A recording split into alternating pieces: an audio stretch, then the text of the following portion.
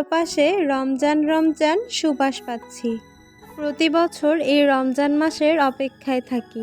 রহমত আর বরকতে ভরপুর এই মাস। আলহামদুলিল্লাহ। হ্যালো, কেমন আছো সবাই?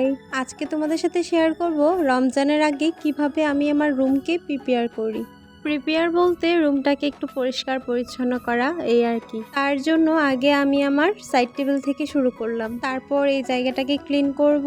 কাজ শুরু করার আগে টিভির মধ্যে গান অথবা গজল শুনতে আমি পছন্দ করি, তাই কাজ করার আগে গজল একটাকে প্লে করে রেখেছিলাম।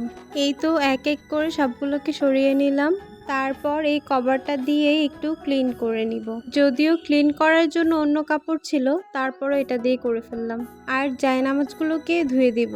রোজার আগে যদি এসব জিনিস ধুয়ে রাখা যায় তাহলে নামাজ পড়তে কেমন যেন শান্তি লাগে। আমার ইনডোর প্ল্যান্টগুলোকে একটু পানি দিয়ে নিলাম। এই ফাঁকে জায়নামাজগুলোকেও ধুয়ে দিলাম। এই জায়নামাজগুলো শুকাতে 2 দিন তো লাগবেই, যেহেতু বারান্দায় শুকাচ্ছি তাই। তারপর বেডশিটটাকেও একটু চেঞ্জ করে নিব। ময়লা হোক বা না হোক 2 দিন পর পর আমি বেডশিটটা চেঞ্জ করে নিই। এই কাভারগুলো লাগাতে আমার বেশি ঝামেলা মনে হয়। বেডশিট চেঞ্জ করার সময় হাজবেন্ড বাসায় থাকলে ওকে দিয়ে এই কাজটা করাই। অনেক সময় বলার প্রয়োজন হয় না, ওই নিজ থেকে করে। আমার ঘর গুছানোর কাজগুলো বেশ ভালোই লাগে। এই যে দেখুন, এই কাজগুলো আমি হাতের তুড়িতেই করে ফেললাম। সত্যি কি তাই? একদমই না। যাই হোক, আমার এই কাভারগুলো শুকিয়ে গেছে।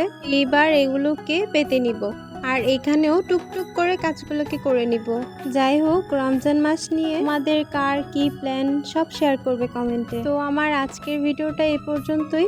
রমাদান মোবারক সবাইকে।